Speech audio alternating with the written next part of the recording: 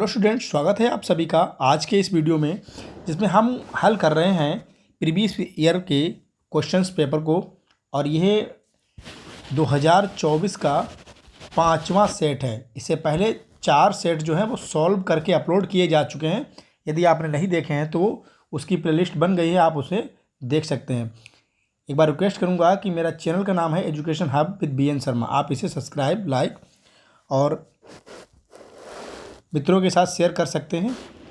आइए तो आज का ये प्रैक्टिस सेट या फिर प्रीवियस ईयर का पेपर नंबर 5वां, इसे सॉल्व करते हैं। जैसा कि आप सभी लोग जानते हैं कि 4 मल्टीपल्स क्वेश्चंस आते हैं और उनमें आपको ये चारों का आंसर देना होता है। तो देखिए, सबसे पहले लिखा है सही विकल्प चुनकर अपनी उत्तर पुस्तिका में लिखिए। इंपॉर्टेंट क्वेश्चन है, निम्न में किसकी मौजूदगी के कारण परागकण जीवाश्म के रूप में अच्छी तरह संरक्षित होते हैं। देखिए, परागकण को किसकी उपस्थिति के कारण अधिक समय तक सुरक्षित रखा जा सकता है, ऐसे भी क्वेश्चन आ सकता है। तो वो होता है स्पोरोपोलिन। ये जो स्पोरोपोलिन होता है, ये परागकण का बाह्य चोल बनाता है। क्या बनाता है? बाह्य चोल, जिसे इंग्लिश में हम लोग एक्साइन भी बोलते हैं। एक्साइन, AXINE, एक्साइन कहते हैं। ये खुरदरा और मोटा होता है, जो कि कैरोटिनॉइड ऑक्सीकारक बहुलक होता है। आइए विकल्प नंबर 2 देखते हैं। शिक्षा, निम्न में किसने प्रतिपादित किया कि जीवन का विकास अंगों के उपयोग और अनुपयोग के कारण हुआ है? तो ये थे लैमार्क। लैमार्क ने कहा है कि जो जीवन का विकास हुआ है वो अंगों के उपयोग और अनुपयोग से हुआ है। और इन्होंने जिराफ का एक बहुत अच्छा एग्जाम्पल्स दिया था। आइए इस पे बात करते हैं। निम्न में कौन एक गैर संक्रामक रोग है? देखिए, संक्रामक रोग वे होते हैं जो किसी माध्यम से अन्य व्यक्तियों में संचारित हो जाते हैं, और गैर संक्रामक अर्थात ये किसी माध्यम से किसी में नहीं फैलते हैं। तो आपकी बुक में 2 रोग ऐसे दिए गए हैं, एक तो कैंसर। आइए इसमें जो ऑप्शन हो जाएगा राइट, वो हो जाएगा कैंसर। और ये मलेरिया, टाइफाइड, ये सब निमोनिया संक्रामक रोग हैं। चौथा क्वेश्चन है, परपोषी कोशिका में विजातीय DNA को प्रवेश कराने में निम्न में कौन सी विधि का प्रयोग किया जाता है? देखिए, अगर हम देखें तो ये तीनों विधियां जो हैं ये परपोषी DNA को प्रवेश कराने में प्रयुक्त की जाती हैं। तो इसका ऑप्शन जो है वो 4 हो जाएगा। बायोलिस्टिक को हम जीन गन भी बोलते हैं, जीन गन बोलते हैं, ठीक है। ये इसके इंग्लिश वर्जन है, आप चाहें तो इसको वीडियो को पॉज करके देख सकते हैं। अब अति लघुत्तरी क्वेश्चन आते हैं, जो कि क्वेश्चन नंबर 2 में 5 होते हैं, और जो पाँचों होते हैं ये 1-1 नंबर के होते हैं। यहाँ लिखा है कॉर्पस ल्यूटियम किस हार्मोन्स का स्राव करता है? देखिए, पहले सबसे तो आपको कॉर्पस ल्यूटियम पता होना चाहिए क्या है। तो यह मादा जननांग का पार्ट है, मादा जननांग का भाग है, जिससे प्रोजेस्टेरॉन, बहुत इंपॉर्टेंट हार्मोन्स है, प्रोजेस्टेरॉन, एस्ट्रोजन नामक हार्मोन्स जो है वो सेक्रेट होते हैं।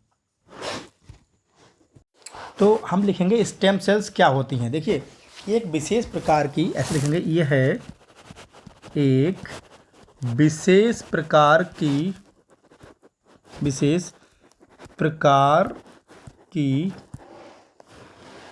कोशिकाएं हैं जिन्हें सूत्री विभाजन के द्वारा विभाजित होने की अपार क्षमता होती है। विभाजित होने की अपार क्षमता पाई जाती है। इस तरह से आप इसको लिख सकते हैं। अच्छा, ये ऐसी कोशिकाएं होती हैं जिसमें इसको एंटर करा दिया जाए तो ये आसानी से स्थानांतरित हो जाती हैं और स्वयं को उसी के अनुसार जो है परिवर्तित कर लेती हैं। तो ये आपने लिख लिया होगा। दूसरा है गा नंबर, एक उदाहरण दीजिए जहां दो से अधिक एलील एक ही गुण को नियंत्रित करते हैं। जब दो या दो से अधिक एलील्स एक ही गुण को नियंत्रित करते हैं तो वह बहुप्रभाविता कहलाती है। क्या कहलाती है? बहुप्रभाविता। इसका राइट आंसर हो जाएगा बहुप्रभाविता। इसके बाद घा नंबर देखें, किसने वंशानुक्रम के लिए गुणसूत्र सिद्धांत का प्रतिपादन किया था? तो गुणसूत्र सिद्धांत का प्रतिपादन जो किया था वो सटन एंड बोवेरी ने किया था। सटन एंड बोवेरी ने 1902 में किया था। इसके बाद एक सिद्धांत और था वंशागत का, जीनी सिद्धांत, वो टी.एच. मॉर्गन द्वारा किया गया था। और यहाँ पर वहाँ नंबर देखेंगे, मृत एवं क्षयकारी कार्बनिक पदार्थ से शुरू होने वाली खास श्रृंखला का नाम लिखिए। तो जब मृत या क्षयकारी, जिसे अपघटन डिकम्पोजर भी बोलते हैं, उनसे कोई खास श्रृंखला शुरू होती है तो इस श्रृंखला को अपरद श्रृंखला बोला जाता है। अपरद खाद्य श्रृंखला, अपरद खाद्य श्रृंखला, या इसी को हम मृतोपजीवी या फिर हम मृतोपजीवी खाद्य श्रृंखला कहते हैं। खाद्य श्रृंखला कहते हैं। इंग्लिश में देखें तो डेट्रिटस फूड चेन कहते हैं इसको। ये इसका इंग्लिश वर्जन है। जो बच्चे इंग्लिश मीडियम से हैं वो इन पेपर्स को नोट करके अपने क्वेश्चन जो है सॉल्व कर सकते हैं। इधर जो है ये 2 नंबर का क्वेश्चन है, क्वेश्चन नंबर 3। ये लघु उत्तरी होते हैं, लगभग आपको 50 शब्दों में इनका आंसर देना होता है। तो यहाँ पर लिखा है, मेंडली विकारों से आप क्या समझते हैं? अलिंग सूत्र संलग्न मेंडली विकार का एक उदाहरण दीजिए।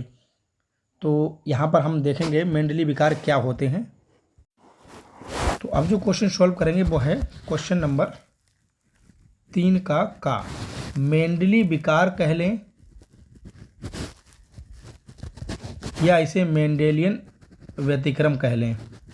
मेंडेलियन व्यतिक्रम कह लें, एक ही बात है। तो इसमें हम क्या लिखेंगे? मानव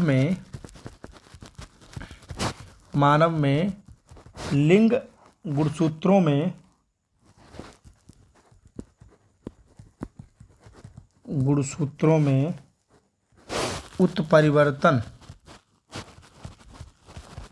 उत्परिवर्तन के अतिरिक्त, मानव में लिंग गुणसूत्रों में उत्परिवर्तन के अतिरिक्त दैहिक गुणसूत्रों में, यहाँ पर लिख दे रहे हैं, दैहिक गुणसूत्रों में जीन परिवर्तन के कारण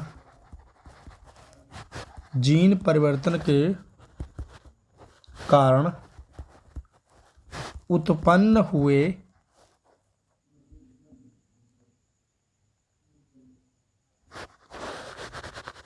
विकारों को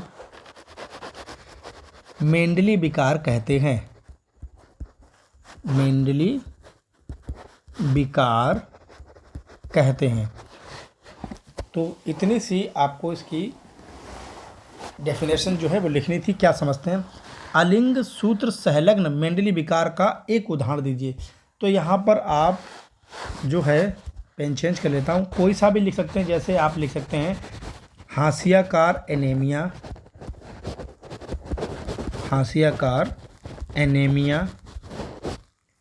या फिर आप रंजकहीनता लिख सकते हैं, रंजकहीनता। फिनाइल कीटोन्यूरिया लिख सकते हैं, फिनाइल कीटोन्यूरिया लिख सकते हैं। इनमें से आप कोई भी एक उदाहरण जो है यहाँ पर लिख सकते हैं। इस तरह से इसको नोट कर लीजिए। मैं इसको डिलीट कर दूं। इसके बाद है अगुणिता या द्विगुणिता लिंग निर्धारण प्रणाली क्या है? अगुणित एवं द्विगुणित लिंग निर्धारण प्रणाली क्या है? सॉरी, थोड़ी सी मिस्टेक पड़ गए। तो देखिए, अगुणित एवं द्विगुणित लिंग निर्धारण जो होता है वो हाइमेनो, यानी इस तरह का जो लिंग निर्धारण है वो हाइमेनो पेटेरन्स कीटों में पाया जाता है, कीटों में पाया जाता है। जैसे अगर हम आपको बोलें तो मधुमक्खी, मधुमक्खियों में, ततैया होती है उसमें, और चींटियों में पाया जाता है, चींटियों में। तो हम देखेंगे मधुमक्खी में रिप्रोडक्शन किस तरह से होता है। देखिए, सबसे पहले तो हम बात करेंगे जो हनी बी होती हैं उनमें 3 प्रकार के सदस्य होते हैं। कितने प्रकार के? 3 प्रकार के सदस्य। नंबर 1 पे आती है रानी मक्खी। जो रानी होती है ये डिप्लॉयड होती है, द्विगुणित होती है, द्विगुणित होती है, इसीलिए इसको द्विगुणित और अगुणित कहा गया है। द्विगुणित होती है। इनका विकास जो होता है वो फर्टिलाइज यानी निषेचित अंडों से होता है। किससे होता है? निषेचित अंडों से होता है। ये केवल, यहाँ लिखेंगे केवल इसी मक्खी में, इसी मक्खी में अर्थात रानी मक्खी में ही जनन क्षमता पाई जाती है, जनन क्षमता पाई जाती है। इसके अतिरिक्त एक और मक्खी होती है, वो भी द्विगुणित होती है, जिसे हम श्रमिक बोलते हैं, श्रमिक मक्खी। ये भी द्विगुणित होती है, यानी हम 2n लिख देते हैं सीधे। यहाँ पर हम ऐसे श्रमिक लिखकर 2n, इसका मतलब है ये भी द्विगुणित होती है। ये अर्ध विकसित, ऐसे लिखेंगे, ये है अर्ध विकसित मादाएं हैं, मादाएं हैं जिनका विकास निषेचित अंडों से होता है। देखिए, इनका भी विकास जो है निषेचित अंडों से होता है, परंतु इनमें जनन क्षमता नहीं पाई जाती, जनन क्षमता नहीं पाई जाती है, सॉरी, नहीं पाई जाती है, जनन क्षमता नहीं पाई जाती है। इसके अतिरिक्त जो आते हैं वो होता है तीसरा प्रकार, जिन्हें बोलते हैं अगुणित नर। देखिए, अगुणित नर, या इन्हें इंग्लिश में ड्रोन बोला जाता है। ये कैसे होते हैं? आयन होते हैं, यानी द्विगुणित नहीं होते, आयन होते हैं। और इनका विकास जो होता है वो अनिषेक जनन की प्रक्रिया के द्वारा होता है। आप लोग अनिषेक जनन जानते होंगे। बिना निषेचन के भ्रूण का निर्माण जो है वो क्या कहलाता है? अनिषेक जनन कहलाता है। तो इसमें ये जो नर होता है ये शुक्राणु उत्पन्न करने की क्षमता तो रखता है, परंतु ये जनन करता नहीं है, बंद होता है। तो अब हम लिखेंगे, इसी में लिखेंगे अतः, या इसी को हम डिलीट कर दें। तो यहाँ हम इस तरह से लिखेंगे, अतः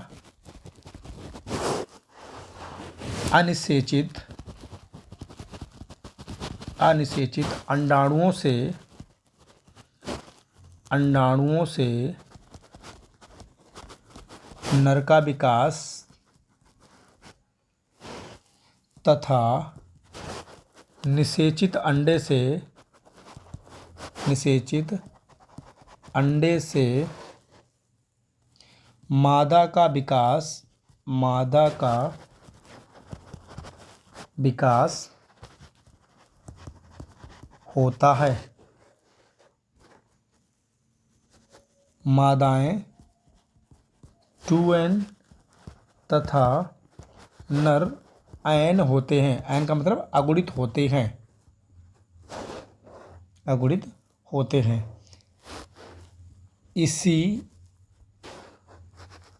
प्रणाली को अगुणित तथा द्विगुणित लिंग निर्धारण कहते हैं, लिंग निर्धारण कहते हैं। तो आपको बस इतना ही लिखना है कि अगुणित और द्विगुणित। अगुणित का मतलब है कि जो नर होते हैं मधुमक्खी में, वो उनका विकास जो होता है अनिषेचित अंडों से होता है। और कैसे होता है? बिना निषेचन के होता है। तो ये प्रक्रिया जो होती है वो अनिषेक जनन कहलाती है। इसे अगर हम चित्र की सहायता से देखना चाहें तो इस तरह से लिखेंगे। यहाँ लिखेंगे 16 गुणसूत्र और यहाँ लिखेंगे 32 गुणसूत्र। देखिए मधुमक्खी में जो होते हैं वो द्विगुणित होती है, उसमें 32 गुणसूत्र पाए। यहाँ लिखेंगे मेल और यहाँ पर लिखेंगे फीमेल। तो इनका कौन सा विभाजन होता है? यहाँ पर होता है समसूत्री विभाजन। यहाँ लिखेंगे समसूत्री विभाजन। शुक्राणु कितने होते हैं? 16 होते हैं। निषेचन होता नहीं है। निषेचन यहाँ लिखेंगे निषेचन, और इधर के 16 गुणसूत्र मिलकर क्या बनाते हैं? 32 गुणसूत्र मिलाते हैं। तो मादा जो है, मादा मधुमक्खी बनती है।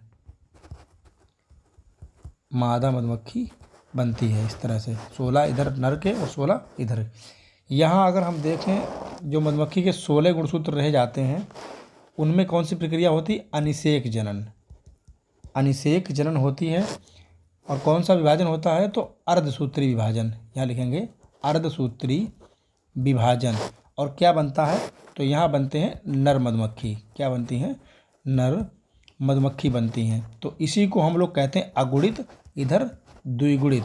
इसी को कहते हैं अगुणित एवं द्विगुणित लिंग निर्धारण। इस तरह से आप ये चित्र बना सकते हैं। और अगला क्वेश्चन है जैव सूचना विज्ञान क्या है, इसके बारे में देखते हैं। देखिए जैव सूचना विज्ञान क्या है। देखिए जब हम किसी जीव के जीन या फिर हम कह सकते हैं जीनोम अथवा आनुवांशिक पदार्थ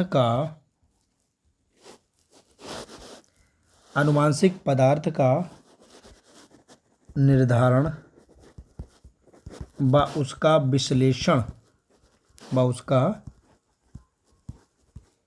विश्लेषण मानचित्रण आदि के विषय में आंकड़ों को एकत्र करते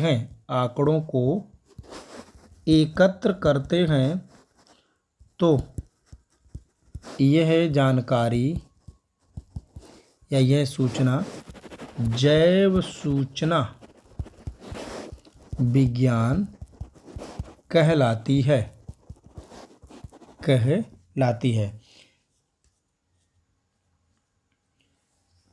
यानी किसी जीव या उसके जीन या जीनोम का अथवा आनुवांशिक पदार्थ का निर्धारण, विश्लेषण व आंकड़ों को एकत्र करना, उनका मानचित्र बनाना क्या कहलाता है? जैव सूचना विज्ञान कहलाता है। इसमें संगणक अर्थात कंप्यूटर बेस्ड इंफॉर्मेशन एकत्रित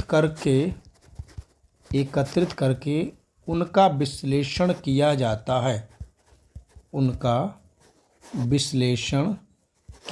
है। तो इस तरह से ये जानकारी जो है आपकी कंप्लीटली जैव सूचना विज्ञान क्या है, इसे इंग्लिश में बायो इन्फॉर्मेटिक्स कहते हैं।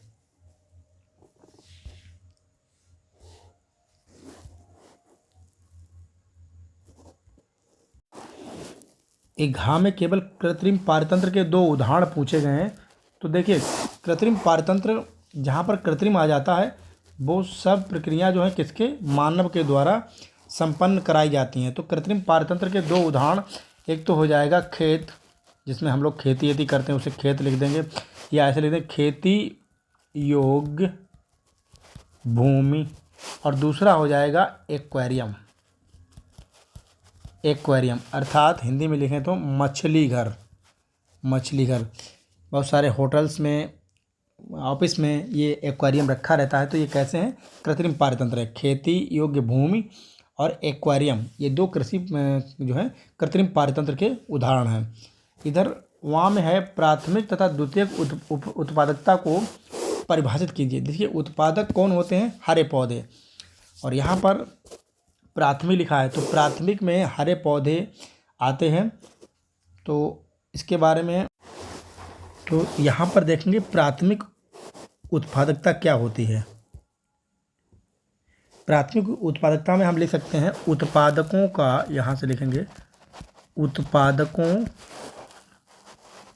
द्वारा कार्बनिक, देखिए उत्पादक कौन होते हैं, हरे पेड़ पौधे, कार्बनिक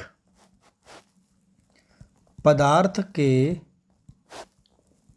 उत्पादन की दर को, उत्पादन की दर को ही प्राथमिक उत्पादकता कहते हैं। प्राथमिक उत्पादकता कहते हैं। बहुत सिंपल है, आराम से आपको याद हो जाएगा कि उत्पादकों, या फिर अर्थात आप लिख सकते हैं हरे पेड़ पौधों द्वारा कार्बनिक पदार्थ के उत्पादन की दर को प्राथमिक उत्पादकता कहते हैं। इसमें प्रमुखता हरे पादप प्रकाश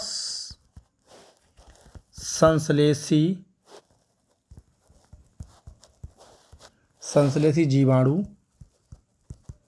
हरे पादप प्रकाश संश्लेषी जीवाणु तथा पादप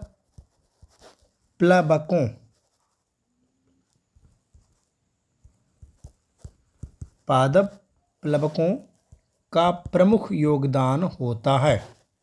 प्रमुख योगदान होता है। तो इस तरह से ये हो गई प्राथमिक उपभोक्ता, अर्थात उत्पादकों के द्वारा कार्बनिक पदार्थ के उत्पादन की दर को ही क्या कहते हैं, प्राथमिक उपभोक्ता कहते हैं। आइए आप देखते हैं द्वितीयक उपभोक्ता। तो सिंपल है, इसका विपरीत द्वितीयक उपभोक्ता में क्या लिखेंगे हम लोग कि यह उपभोक्ता स्तर पर नए कार्बनिक पदार्थों के उत्पादन की दर है। यहाँ लिखेंगे यह है, देखिए जो उपभोक्ता होते हैं वो तीन प्रकार के होते हैं। एक तो प्राइमरी यानी प्राथमिक, द्वितीयक और तृतीयक, ये तीन प्रकार के उपभोक्ता होते हैं।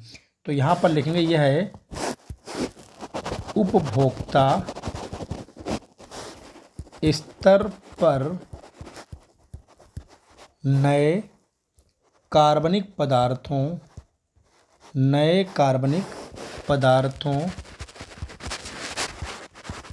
के उत्पादन की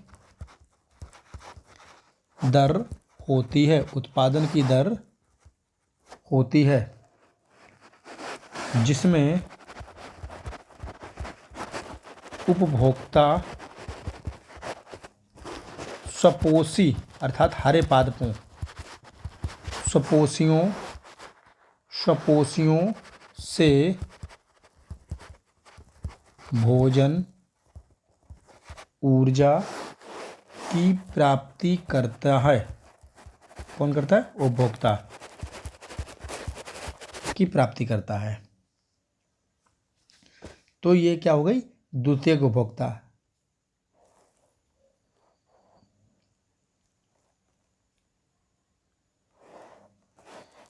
तो इस तरह से आप इसको लिख सकते हैं। थोड़ा सा और इसमें बढ़ा देते हैं, इसमें लिखेंगे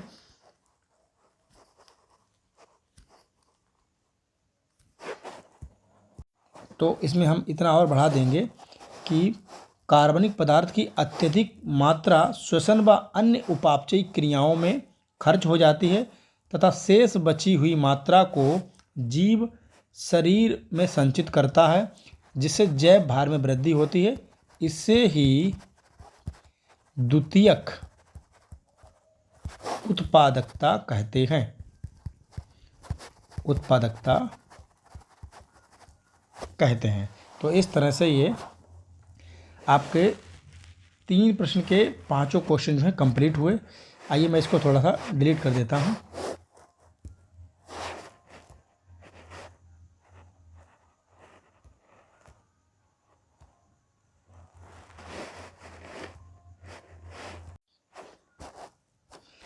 और ये 3 के इंग्लिश वर्जन क्वेश्चन हैं। जो बच्चे इंग्लिश मीडियम में आंसर देना चाहते हैं वो इसको पढ़कर रीड कर आराम से अपनी रफ कॉपी पर नोट कर लें। अगला मोस्ट इम्पोर्टेंट क्वेश्चन है अपरा किसे कहते हैं। देखिए अपरा बहुत इम्पोर्टेंट है। अपरा के विभिन्न कार्यों को संक्षेप में लिखिए। 3 नंबर का क्वेश्चन है जिसमें सबसे पहले आपको बताना है अपरा क्या होता है। तो अब हम इसको सॉल्व करते हैं।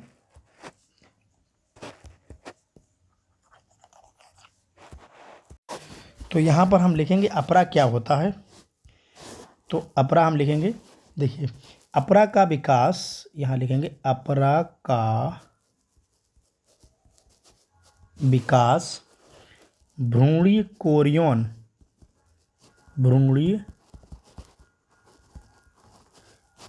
कोरियन तथा गर्भाशय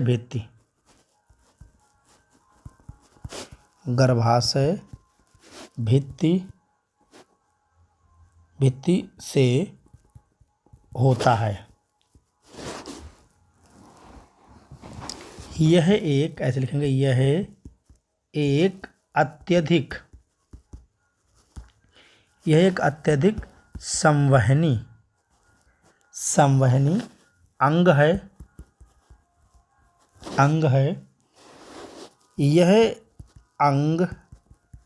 यह अंग गर्भाशय तथा भ्रूण के रसांकुर, इन्हें बिलाई कहते हैं, रसांकुर से परस्पर जुड़कर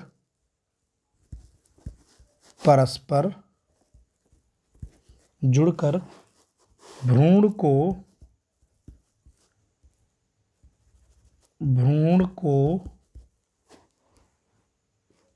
गर्भाशय की दीवार से जोड़ता है। गर्भाशय की दीवार से जोड़ता है। यह जुड़ाव क्या कहलाता है? अपरा कहलाता है। अपरा कहलाता है। देखिए अपरा का विकास जो है भ्रूणी कोरियन तथा गर्भाशय भित्ति दोनों से होता है। अपरा क्या है? एक अत्याधुनिक संवहनी अंग है। ये अंग गर्भाशय तथा भ्रूण के रसांकुर से परस्पर जुड़कर भ्रूण को गर्भाशय की दीवार से जोड़ देता है। अब यहाँ पे लिखेंगे अपरा का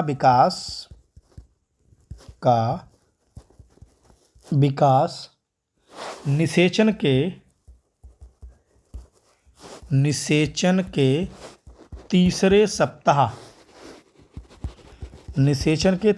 सप्ताह में हो जाता है। तो इस तरह से आप अपरा लिख देंगे। और भी बहुत सारे लिख सकते हैं। यहाँ लिखेंगे अपरा बनने के कुछ समय पश्चात, अपरा बनने के कुछ समय पश्चात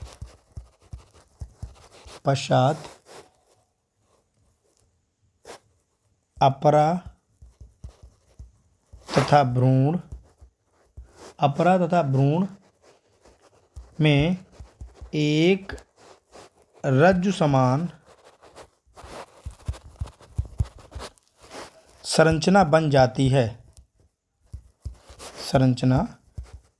जाती है जिसे गर्भनाल या नाभिरज्जु कहते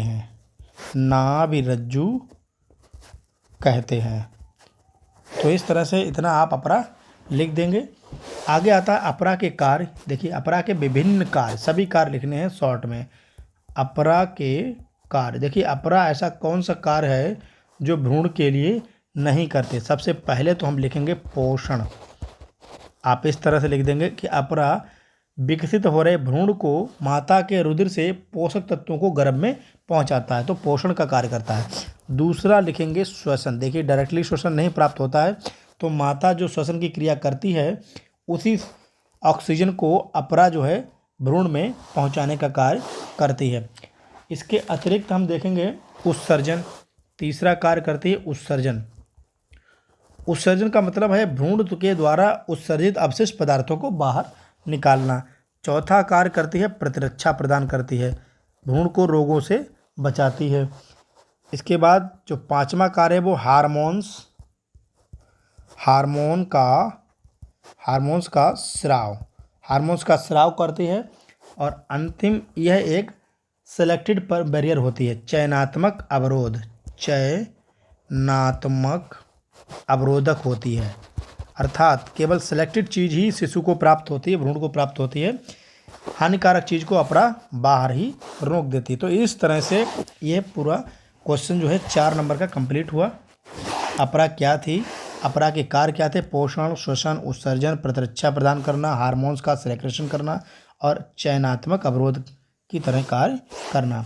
आप जल्दी से नोट कर लीजिए इसको, मैं इसके बाद में डिलीट कर दूँ इसको। तो अब है 4 का खा, उपयुक्त चित्र की सहायता से जीवन की उत्पत्ति के संबंध में स्टैनले मिलर की पारंपरिक प्रयोग को समझाइए। देखिए स्टैनले मिलर जो थे शिकागो विश्वविद्यालय में हैरोल्ड यूरे के शिष्य थे। इन्होंने जीवन की उत्पत्ति के संबंध में एक जो है प्रैक्टिकल किया, जिसमें इन्होंने एक विशिष्ट प्रकार के कांच के उपकरण में मेथेन, अमोनिया और हाइड्रोजन को किस अनुपात में, 2:1:2 में मिलाया। और मैं थोड़ा सा पढ़ दे रहा हूँ, अनुपात में मिलाया और एक छोटे फ्लास्क को इस प्रकार एक बड़े फ्लास्क के साथ जोड़ दिया। फिर उसमें क्या करा, जलवाष्प प्रवाहित की, उबाल कर जल प्रवाहित की और दोनों को एक बड़े, देखिए इस व्यवस्था के लिए एक बड़े फ्लास्क में टंगस्टन के बने 2 इलेक्ट्रोड्स, देखिए यहाँ पर आप देख पा रहे होंगे, इन इलेक्ट्रोड्स को आपस में जोड़ दिया और जिनसे क्या हुआ, बाद में तीव्र गति से चिंगारियाँ उठीं। ये चिंगारियाँ जो थीं, ये लगभग 800 सेंटीग्रेड की लगभग उत्पन्न की गई थी और ये एक यू शेप जो थी फ्लास्क था, जिसे दूसरे यू शेप नली के द्वारा आपस में जोड़ दिया गया था। बीच में एक कंडेंसर लगा था, जिसे संघनक कहते हैं, संघनक। तो देखा कि 18 दिनों के पश्चात यू शेप नली में एक लाल रंग का तरल पदार्थ प्राप्त हुआ। जब उसका विश्लेषण किया तो उसमें वे सभी कार्बनिक यौगिक जो हैं वो उपस्थित थे, जैसे कि सरल amino acid, glycine, alanine, aspartic acid. तो इस तरह से इन्होंने एक प्रयोग किया था। आप इसको देख लीजिएगा, पढ़ लीजिएगा, बहुत ही इंपॉर्टेंट है परीक्षा में आने की दृष्टि से। चित्र बना हुआ था, ये चित्र हमने यहाँ पर कुछ बनाने की कोशिश की है। देखिए हम चित्र बनाएंगे, ज़्यादा लिखेंगे तो वीडियो जो बहुत लंबा हो जाएगा, तो आप इसको देख लीजिएगा, इम्पोर्टेंट है स्टैनले मिलर। अगला है संक्रामक रोग। देखिए संक्रामक रोग पर हम पिछले के 2 जो 4 पेपर सॉल्व किए गए उनमें 2 बार लिखा चुके हैं, तो आप वो वीडियो पढ़ लीजिएगा। संक्रामक रोग उसमें दिया गया है। संक्रामक रोग वे रोग होते हैं जो एक व्यक्ति से दूसरे व्यक्ति किसी माध्यम से संचारित हो जाते हैं। उसमें हमने लिखाया है, आप उधर से पढ़ लीजिएगा। जो अनसोल्ड पेपर फर्स्ट था और सेकंड था, दोनों में संक्रामक जो है लिखाया गया है। अगला है अमीबियता या फिर अमीबियासिस, इंग्लिश में बोलते हैं इसको। इस पर टिप्पणी लिखनी है। देखिए अमीबियता 1.5 नंबर में लिखना है, तो हम सबसे पहले लिखेंगे अमीबिया पेचिस या फिर अमीबियता। लिखेंगे यह रोग, इस तरह से लिखेंगे, यह रोग एंट अमीबा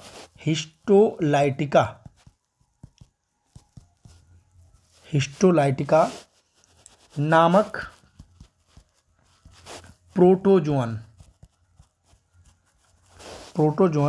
परजीवी के द्वारा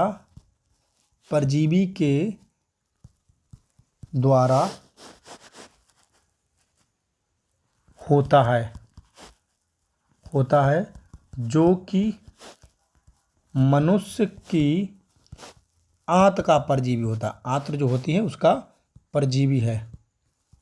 इतना लिख दिया। आगे संक्रमण में लिखेंगे, संक्रमण में यहाँ लिखेंगे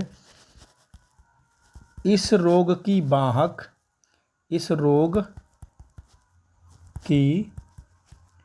वाहक घरेलू मक्खियाँ होती हैं। देखिए घरेलू मक्खियाँ होती हैं। इसकी ट्रोफोजाइट यानी जो एंटमीबा हिस्टोलाइटिका है उसकी ट्रोफोजोइट अवस्था संक्रामक होती है। अब लक्षण लिखेंगे, तो लक्षण में आप लिख सकते हैं, देखिए पेचिस है तो पेचिस सबको क्या होता है, कब्ज रहता है, पेट में दर्द होता है, ऐंठन होती है और अत्यधिक श्लेष्म पदार्थ अंदर से बाहर निकलता है। इस तरह से अत्यधिक श्लेष्म पदार्थ जो है बाहर निकलता है, इस तरह से लिख देंगे। और अगर आप उपचार लिखना चाहते हैं तो कोई भी आप दवाई जैसे एल्बेंडाजोल है, एरिथ्रोमाइसिस है, मेट्रोनिडाजोल होती है, इस तरह की दवाइयाँ जो है आप लेकर इसको ठीक कर सकते हैं। नेक्स्ट जो क्वेश्चन है वो है जेल वैद्युत संचलन तकनीक क्या है। तो जेल वैद्युत संचलन तकनीक इसको लिखेंगे, तो इसमें लिखेंगे कि डीएनए खंडों को एगारोस जेल में रखकर विद्युत धारा प्रवाहित करके पृथक किया जाता है। यह प्रक्रिया जेल इलेक्ट्रोफोरेसिस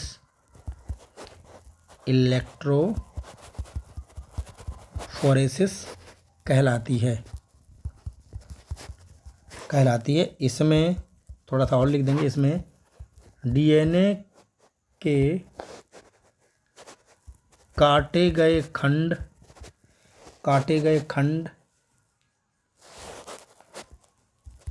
को छोटे बड़े, देखिए काटे गए खंडों से क्या होता है, छोटे खंड बड़े खंडों से, यहाँ लिखेंगे बड़े खंडों से आगे निकल जाते हैं, आगे निकल जाते हैं तथा क्षार द्वारा डीएनए खंडों को एकत्र कर लिया जाता है। तो ये जो तकनीक है जेल इलेक्ट्रोफोरेसिस क्या है कि डीएनए खंडों को पृथक करने की एक विधि होती है। इसके बाद क्वेश्चन नंबर 5 जो है,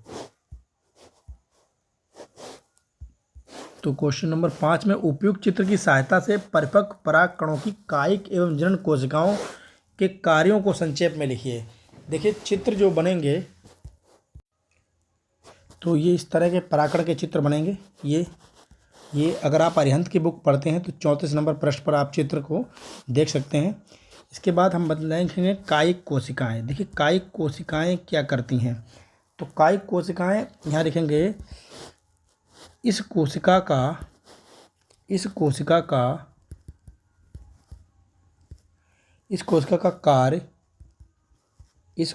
कार्य क्या होता है, कोशिकांगों की संख्या एवं आकार में वृद्धि करना होता है। यानी जो कायिक कोशिका होती हैं ये क्या होती हैं, ये अनियमित आकार में वृद्धि करती हैं जिनसे कोशिका के आकार और संख्या में वृद्धि हो जाती है तथा बाद में पराग नलिका, ये इस तरह की यहाँ से लेकर यहाँ तक पराग नलिका का निर्माण करती हैं। तो कायिक कोशिकाएं जो हैं पहले आकार और संख्या में वृद्धि करती हैं। केंद्रक के जो होता है वो गोलाकार हो जाता है, वो अनियमित आकार में बढ़ जाता है। तो इस तरह से संख्या और आकार में वृद्धि करती हैं। उसके बाद जो है पराग नलिका का निर्माण करना इनका मुख्य कार्य है। और इसके बाद जनन कोशिकाएं क्या है, देखिए जनन कोशिकाएं को क्या करती हैं, केवल कार्य लिखेंगे तो केवल कार्य लिखने हैं। तो जनन कोशिकाएं जो हैं, तो जनन कोशिकाएं जो होती हैं ये लंबे आकार की होती हैं और क्या करती हैं, तो पराग नलिका, यहाँ लिखेंगे पराग नलिका में इसकी गति को सरल बनाती हैं तथा समसूत्री विभाजन के द्वारा, यानी समसूत्री विभाजन के द्वारा दो अचल नर युग्मकों का निर्माण करती हैं, युग्मकों का निर्माण करती हैं। इस तरह से ये कायिक और जनन कोशिका का ऊपर चित्र ऊपर वाला बन जाएगा और ये इस तरह से आप लिख देंगे। खा नंबर क्वेश्चन जो है अनुकूली विकर्ण जो है, यह भी क्वेश्चन जो है आपको सेट नंबर 4 में कराया जा चुका है, तो आप वहाँ से देख लीजिएगा, बार बार लिखाने से वीडियो लंबा हो जाएगा। तो अनुकूली विकर्ण या इसी को कहते हैं समपराशरी विकास, तो इसे आप देख लीजिएगा उधर से। गाँव में है लसिकाणु क्या है, और हमारे रक्त में मौजूद दो विशेष प्रकार के लसिकाणु के कार्यों का संक्षेप में वर्णन कीजिए। तो इसको हम सॉल्व करते हैं, तो यहाँ पर लिखेंगे लसिकाणु। देखिए लसिकाणु यहाँ लिखेंगे एक स्वस्थ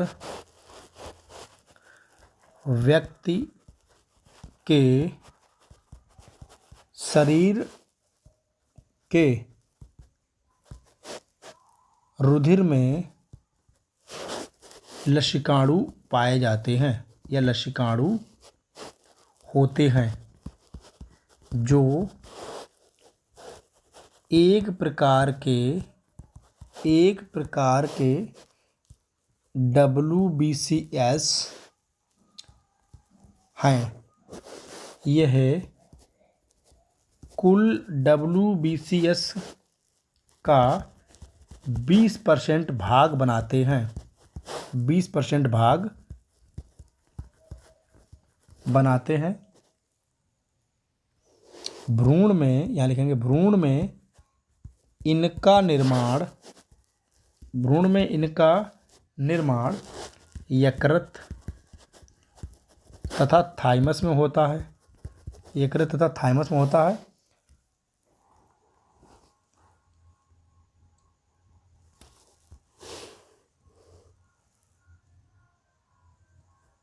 तो इस तरह से आप लिख देंगे।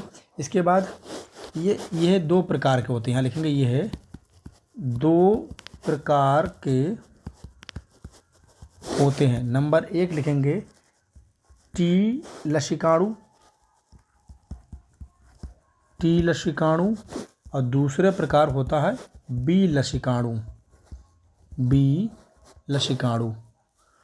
यहाँ इन्हें टी सेल्स भी कह देंगे, टी सेल्स, और इन्हें कहेंगे वी सेल्स, यहाँ इसे वी सेल्स कहेंगे। तो ये टी और बी लसिकाणु होते हैं।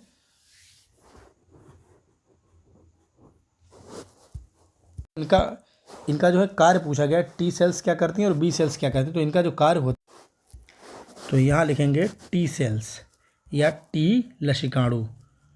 टी सेल्स का हमारी बॉडी में क्या कार्य है, देखिए मानव शरीर में, देखिए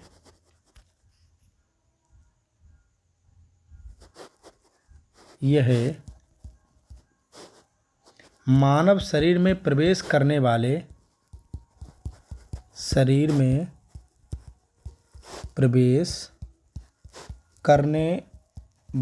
प्रत्येक प्रतिजन के लिए अलग अलग टी सेल्स बनाती हैं और यह शरीर में 4 से 5 साल तक ही रहती हैं, जिंदा रहती हैं। कार्यों के अनुसार ये विभिन्न प्रकार की होती हैं, जैसे helper T cells, memory T cells, suppressor T cells, अलग अलग प्रकार की होती हैं। तो क्या करती हैं, अलग अलग प्रतिजन का निर्माण करती हैं।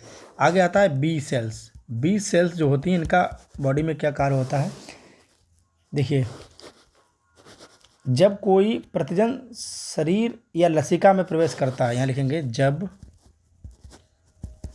कोई प्रतिजन शरीर या लसिका में प्रवेश करता है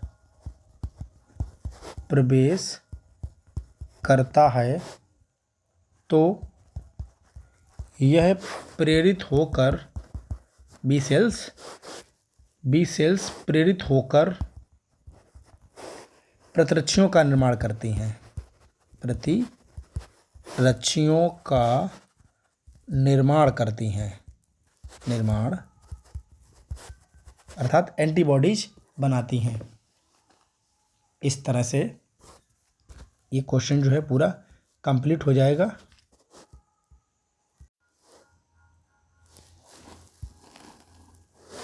अब जो है घा क्वेश्चन, पुनर्योगज डीएनए निर्माण के विभिन्न चरणों का संक्षेप में वर्णन करिए। बिल्कुल इनका नाम ही आप लिख देंगे, बहुत सारे नाम हैं इनकी, बहुत सारे विभिन्न चरण हैं, तो उन चरणों को केवल लिख देंगे तो भी आपको 3 नंबर जो है कंप्लीटली मिल जाएंगे। इसे कहते हैं रिकॉम्बिनेंट डीएनए के विभिन्न चरणों को संक्षेप में लिखिए। देखिए विभिन्न चरण में इसके हम इस प्रकार, तो यहाँ लिखेंगे जेनेटिक इंजीनियरिंग की सहायता से, जेनेटिक इंजीनियरिंग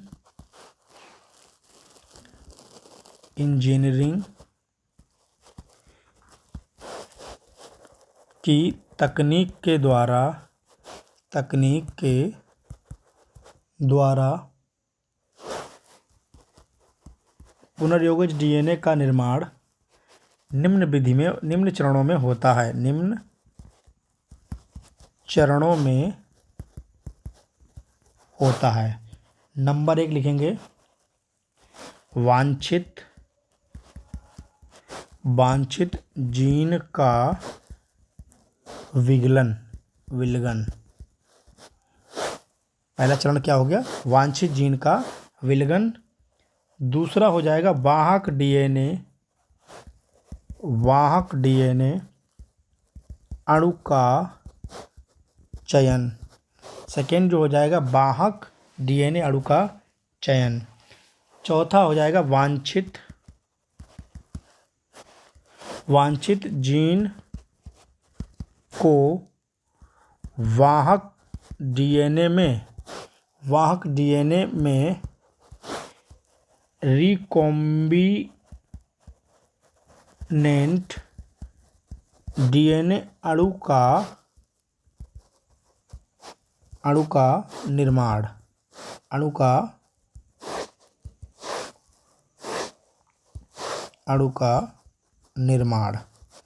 और जो लास्ट होगा वो होगा पुनर्योगज या रिकॉम्बिनेंट पुनर्योगज डीएनए को होस्ट जीवाणु में प्रवेश कराना। और छठे नंबर पर आता है पुनर्योगज डीएनए द्वारा विजातीय जीन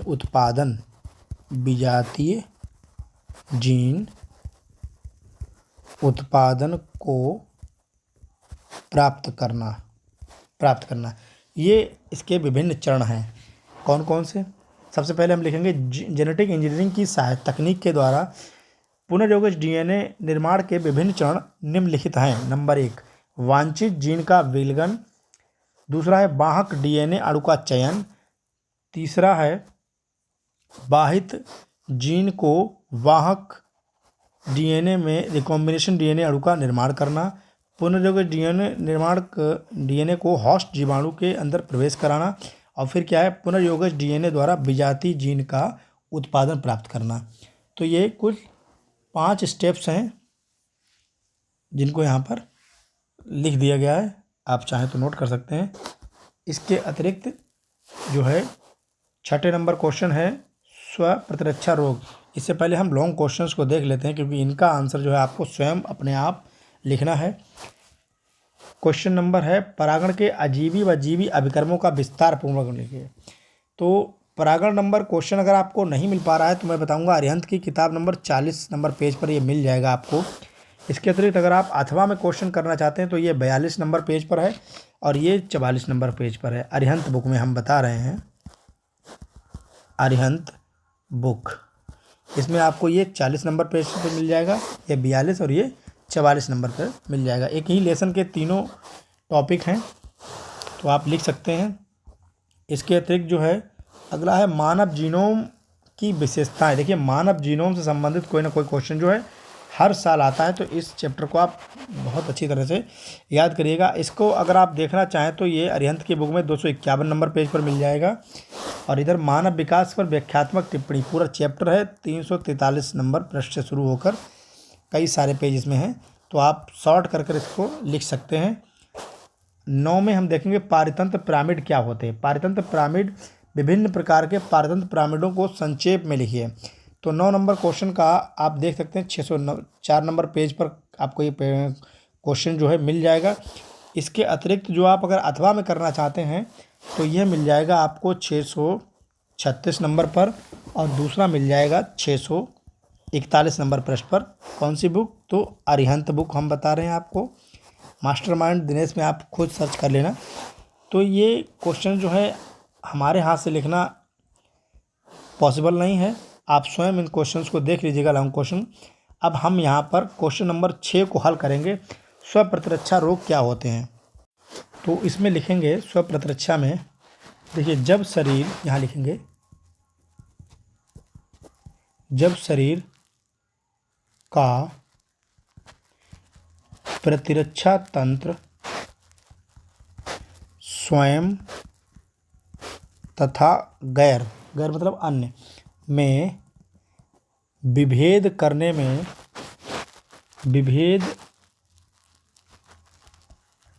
करने में असमर्थ हो जाता है तो यह स्वयं के विरुद्ध कार्य करना शुरू कर देता है। स्वयं के विरुद्ध कार्य करने लगता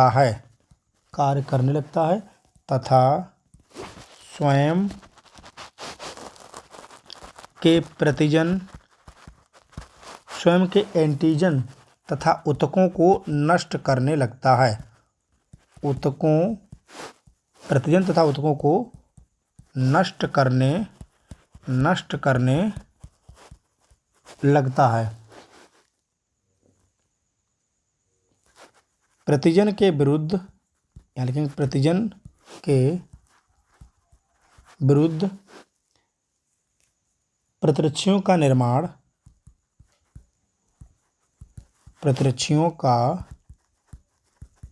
निर्माण स्व प्रतिरक्षण रोग कहलाता है। एग्जाम्पल्स लिख देंगे इसमें, रूमेटिक फीवर,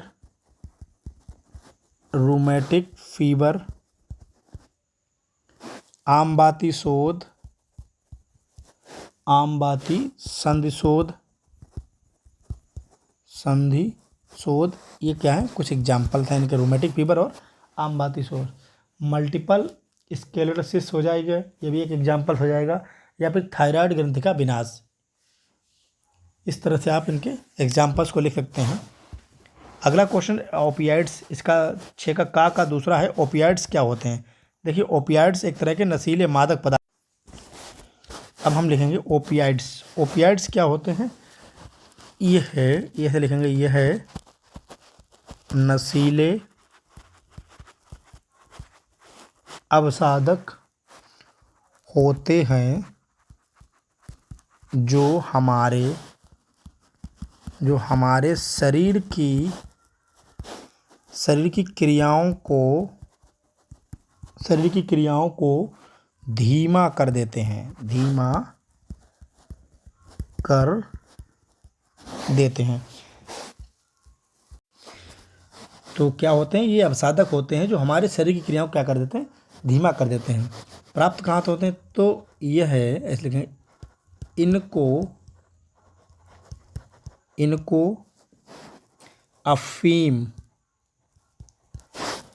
अफीम पादप से प्राप्त किया जाता है। इनको अफीम के पादप से, अफीम का बोटेनिकल नाम अगर लिखना चाहें तो आप लिख सकते हैं पेपर सोमनीफेरम। यहाँ लिख देंगे पेपर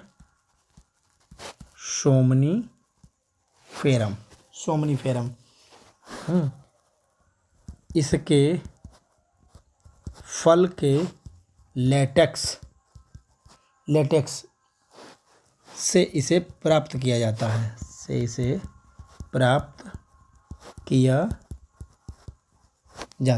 इस तरह से आप लिख सकते हैं।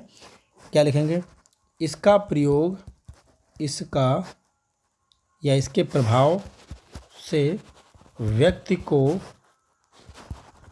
को बेहोश किया जाता है, बेहोश या फिर दर्द निवारक के रूप में यूज किया जाता है। इस तरह से आप यूज किया जाता है, आप इतना लिख सकते हैं अवसाधक। तो इस तरह से ये जो है आपका 6 नंबर क्वेश्चन जो कंप्लीट हुआ। देखिए इसका चित्र और कार्य संरचना जो होती है इसकी वाई शेप होती है, इस तरह से प्रतिरक्षी अणु का निर्माण। या आप लिख लीजिए, बीच में ये एस होता है, ये डाइसल्फाइड बॉन्ड यहाँ पर उपस्थित होता है। इस तरह से ये हैवी होती है और ये लाइट होती है। इस तरह से इसके कार्य आप लिख लेंगे। पेज नंबर अगर हम आपको चाहें तो बता सकते हैं, 411 नंबर पेज पर एक क्वेश्चन आपको मिल जाएगा आर्यंत बुक में। पोषी स्तर क्या है, पारतंत्र में विभिन्न पोषी स्तरों पर टिप्पणी लिखी। तो यहाँ पर जो नेक्स्ट क्वेश्चन है वो है प्रतिरक्षी अणु की संरचना तथा कार्य। तो प्रतिरक्षी अणु की संरचना मैं आपको चित्र दिखा दे रहा हूँ। ये है प्रतिरक्षी अणु की संरचना। इसका आप चित्र इस तरह से बना लीजिएगा कि देखिए यहाँ पर जो है